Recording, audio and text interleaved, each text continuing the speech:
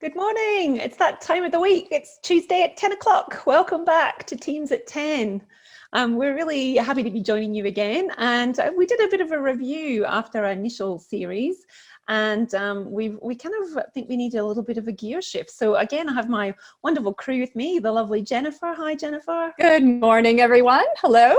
And we've got Kirsty, who's in the background. Kirsty's having a few, those technical challenging problems. So we believe Kirsty's with us, but she's lurking in the background at the moment. So hopefully you will see her again soon.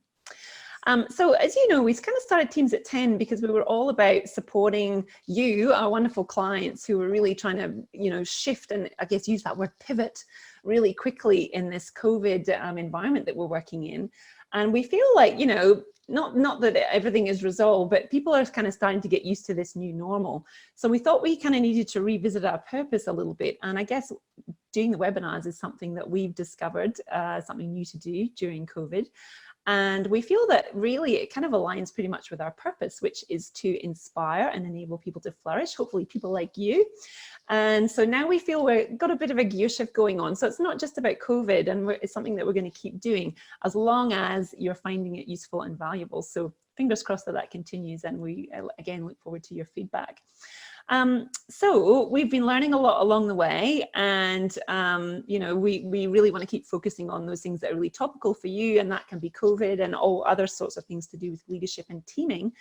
And again, as I said, it is really about, we want to talk about things that are suggested by you or that come off the top of our head in our conversations with you, our clients, that are inspiring and enable you to keep doing what you're doing and improve what you're doing every day. So we wanted to talk today to you about something that's kind of really topical, and I guess it's been highlighted by the COVID challenge, and that is about the kind of leadership maybe that you're demonstrating and why you kind of became a leader in the first place. And I guess I've been a bit inspired by a book that I've read recently called The Motive by Pat Lencioni, which talks about two particular types of motivation for becoming a leader. So I just wanted to share a little bit with you about that today. And then, and I guess, as I said, because I feel it's been highlighted through what we might be required to do as leaders right now. And then Jennifer's going to take you through how we can kind of, I guess, get most benefit out of this new normal that we're experiencing. Okay. So let me talk to you about these two types of leadership motivation, and perhaps just reflect on your own experience about why you chose to be a leader in the first place. Maybe you didn't feel it was a choice. Maybe you feel someone else chose for you. Let's have a little bit of a look at this. So Lencioni talks about two types of motivation. So he talks about reward-centered leaders and responsibility-centered leaders. And I guess if we look at some of the differences, reward-centered leaders, it's a bit more about the self, like a bit more self-centered. And really maybe the choice that you became a leader was because maybe it was a good avenue to get more pay or to have more authority or to take charge or to improve your status, I guess, if you like. And, there's a little bit of that in all of us, I'm sure, it's part of the ego. And on the flip side is responsibility-centered leadership. And that is really where you want to be a leader because you are others focused. You want to develop and grow the people that are around you. And you see that position of leadership as a responsibility. It's not a reward for being there for a long time. It's a responsibility that you're choosing to take on. And that means that you really look forward to embracing the challenges and some of the difficulties that can come with that, including having those difficult conversations and, developing and growing your team and thinking about, how I manage my meetings and how I communicate really well with people. And those are some of the key responsibilities that come with being a really excellent leader.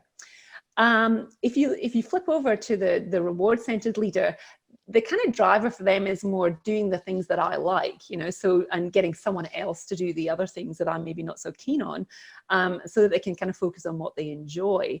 And hopefully, fingers crossed, most of us that are sitting on the call today enjoy the challenge of leadership, and we find even though it can be challenging at times, it's really motivating and engaging and rewarding to see the people that are around us thrive and become their best and really flourish in everything that they do, which adds value to them, to us, and to the organization.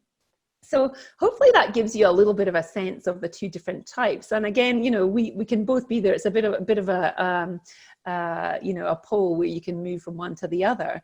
And I guess what I've noticed with COVID is that all those responsibilities of being a leader have really been highlighted, where we are responsible for caring and making sure that people are okay, with their mental health and with all the isolation that they're facing. And so your people are letting you into their homes and their lives more than ever before. And with that comes a huge responsibility. As they are vulnerable with you and share what's going on in their lives and their homes and with their kids and all those challenges that might be around them.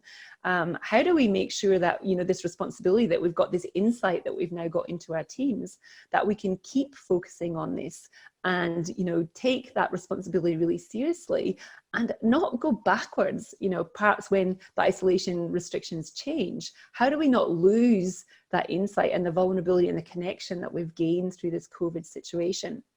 So that's where I'm going to swing over to Jennifer, and she's going to think about how do we not snap back to the old normal? Okay, over to you, Jen. Thanks, Anna. Thanks. I'm going to start with a quote that I came across from Brené Brown. Some of you might know her work from the 2 TED Talks she's given on courage, vulnerability, shame, and empathy. Those talks have received millions of views. And she's a research professor at the University of Houston. And she happens to be the author of 5 #1 New York Times bestsellers. So huge influence. And she says, we will not go back to normal. Normal never was. Our pre-corona existence was not normal other than we normalized greed, normalized inequity, exhaustion, depletion, extraction, disconnection, confusion, rage, hoarding, hate, and lack. We should not long to return, my friends.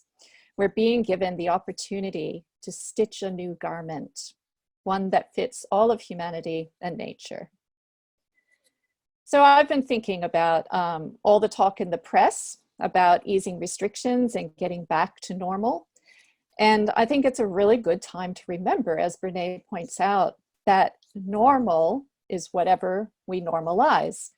And in the world of work, teams develop culture through their group norms. In other words, by how they normalize behaviors together. And that can be, as we all know, for better or for worse, depending on whether we are acting from clarity of conscious purpose or acting from unconscious behavior and agreements. So when Brené talks about the opportunity to stitch a new garment, I think as leaders, now is a great time to reflect deeply, think deeply about that by ourselves and with our peers and our teams, to consider this COVID moment, the great pause, as an opportunity to recenter. And I think the gift in COVID is the massive opportunity to recognize that which we've never thought about before, to see the opportunity to take a risk, try something new, and care more fully for our teams and our families. So, stitch a new garment. And as the restriction ease, the trick will be to stay with it, and as Anna said, to not snap back, to be responsive rather than reactive. And the thing is, we humans have a propensity to drift back to our status quo, even at the same time that we see that there's a new possibility for, a new future or a new way forward. And the push-pull of that dynamic can best be managed through actively reflecting and conscious decision-making.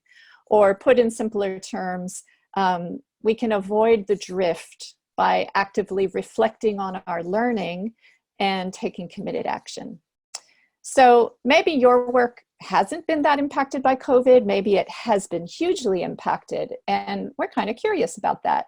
So we'd like to hear from you about what surprises, what things you're recognizing you hadn't thought of before. And we have a little poll for you. So over to Anna, who can launch our poll for us. Poll is now launched. So you'll see a little question there. How many valuable surprises have you discovered in the way you're working with your team since COVID began? 4 options. So ladies and gentlemen, handle your keyboards and tell us what you have experienced so far, please.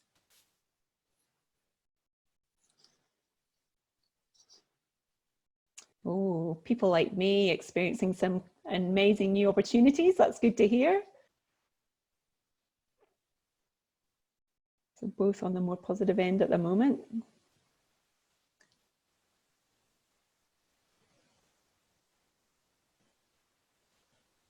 Just give everybody a couple more seconds just to fill their votes in.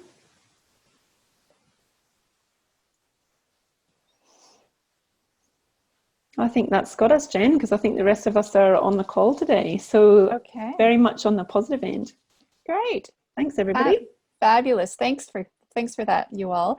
I just thought to share, you know, one of the lovely surprises we found came through Anna's wonderful leadership. When all of this COVID business started, Anna was really concerned about keeping our team here at People Mastery connected and not feeling socially isolated, and, you know, concerned about how we were all going. And so she instigated a Friday afternoon from 4:30 to 5:30 quarantinis with the team, where we all show up and we share a drink together and we just get to know each other more as people. We don't necessarily talk about work, and it's been really, really wonderful. And our team, despite COVID, is feeling closer, more connected. I think we have even more vulnerability-based trust than pre-COVID, and we were doing really well before pre-COVID. So, so that's been a really wonderful surprise, and it's something that we don't want to give up. We want it to be part of our new normal. So that's just to share a little surprise, one of our surprises with you. Anything you want to add, Anna? I was just thinking, look, you know, it's a covert way of getting an extra gin and tonic in during the week, isn't it? Well, there's that too. Yeah, my reflection on it was, gee, why don't we do this before? You know, as a team, we've been running for 7 years, and I guess I've had different people joining me over time. So now I've got my lovely little team together, and I wonder why I didn't do this earlier. It feels like one of those duh moments, you know. So I think we may all be experiencing some surprises like that, and we think, gee, I'm glad COVID gave us a big shove in the back so we could do things a little bit differently. Yeah, looking at the poll, I'd be so curious to know what some of you know, all of your amazed by some of the valuable new, what some of your stories would be. And I guess in order to go forward and not snap back, we have a few questions that we thought we would post with our resources on the recording for you to just be thought partners with you around, you know, what is your learning currently, and how do you want to move forward, and what new mindsets and behaviors might that require of you as a leader to keep going forward and creating the new normal. But we'll put those with the resources, and I think we'll finish there and just see, we have a couple of minutes left if there's any burning questions. Over to you, Kirsty. Take us, what have we got? Yes, thank you. We do have one from Sharon. Thank you, Sharon. And I'll read that out. It's interesting for those of us who thrive on opportunity and change quickly. I'm finding the smorgasbord of change opportunity from COVID as a potential gorging moment, which will lead to a bellyache if not considered managed. How would you prioritise and ensure that you don't get a bellyache? For example, leaving your people behind. Oh, that's a good one. And I think nice observation, Sharon, about people see change differently. Some are like, oh, great, smorgasbord, and other people are like, oh my God. I think, again, it's maybe the checking in, you know, a sharing of what those potential ideas and opportunities are, and discussing with your team, you know, okay, if we're going to do one of those things, which one would serve us the best? So again, you know, any excuse for collaboration, and you might put an idea out there and it creates another thought with someone else, and before you know it, you might have another one that's even better than you had initially thought of. So I guess my kind of initial response to that would be a little bit of collaboration and do some joint prioritization. I think that's a really smart question. Jen, what about you? Yeah, just love the self-awareness, because, you know, that really helps lead toward the conscious decision making. So, reflecting on yourself and then sharing, like Anna said, with peers and team to see where people are at. And, as we move toward a new normal, I'm also not forgetting that there's still, I think here in Australia, we're doing really well. So there might be a little less anxiety than we had at the beginning of this, but there's still people that are certainly impacted kind of on an emotional level by everything that's happened. And so taking it slowly, taking it one step at a time, checking in, and remembering, like you have pointed out, that everybody has different perspectives to consider. Yeah, awesome. I think we're right up to 10:15. Hopefully that's been a really inspiring conversation for you, and thanks for your input with the polling today. Really interesting to hear from you. And again, please don't hesitate to send us little suggestions about what you might like to hear about, because we've got a lovely set of webinars ahead of us. Look forward to seeing you again next week. Thanks for joining us. Take care, everyone.